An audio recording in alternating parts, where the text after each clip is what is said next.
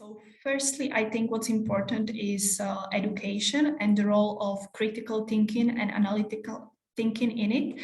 So for example, in Slovakia, we still focus, or our educational system focuses more on rote learning than maybe developing critical thinking. So for me, this was something that I worked on mostly during my time when studying in the UK. And where I also learned to voice my own opinion, which I think was useful in later stages, but I was still working on that for a long time.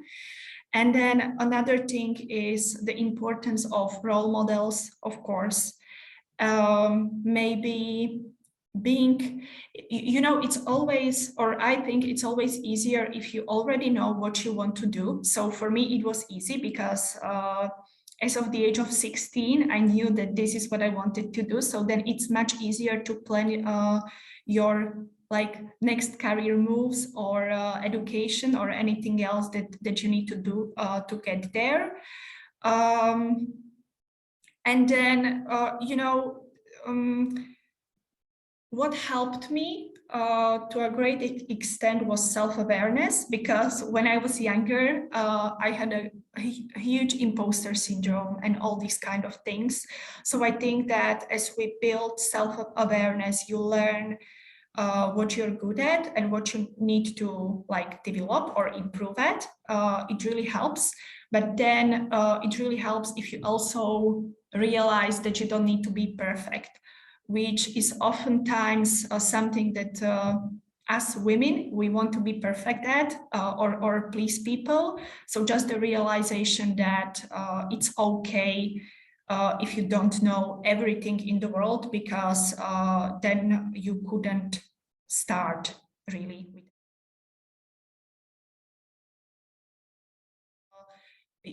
By statistics, Eurostat found out that young women up to 25 years of age in Slovakia have the lowest self-esteem in the European Union, which is quite alarming. And then, of course, if you want to improve this, it's a very deep problem. So it's not something that we can just fix in a few steps or by reading a book.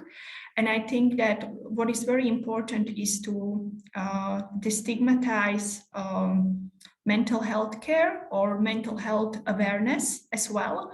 And as well seeing therapy as a self-development tool, that it's not, in Slovakia, we do still have stigma around talking about, for example, therapy and so on, but because so many of our maybe confidence-related issues or, something such as imposter syndrome and so on are rooted in a way how we were socialized from childhood till our adulthood years.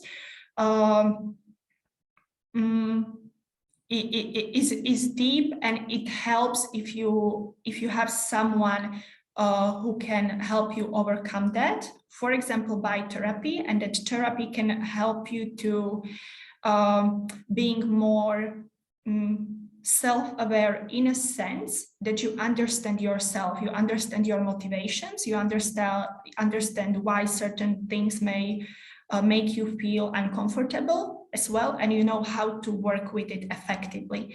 And of course that we can always go by some advice, recommendations, rules that are proven to help, but nothing helps as much as if you focus on the root causes of maybe some barriers that you're facing. So for me, this hand in hand with some coaching and so on is a great tool of how to overcome the barriers.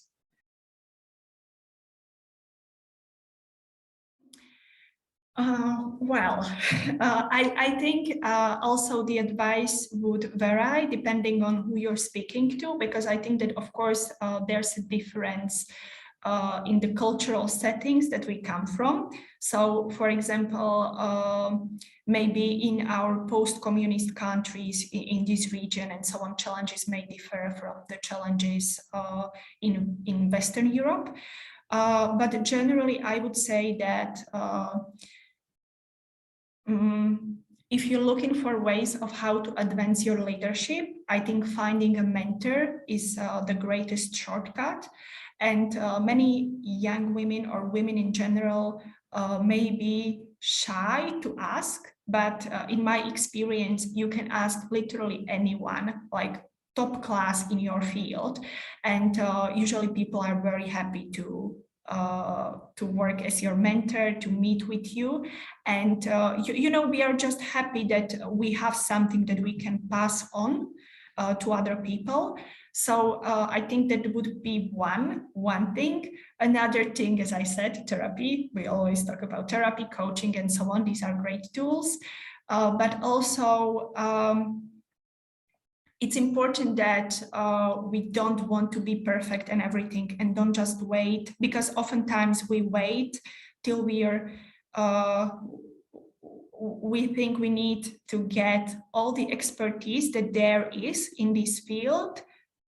For example, to apply for a promotion, you know, or to change a job, or to get credit for something. And in this way, we wait much longer than maybe men who are socialized in a different way.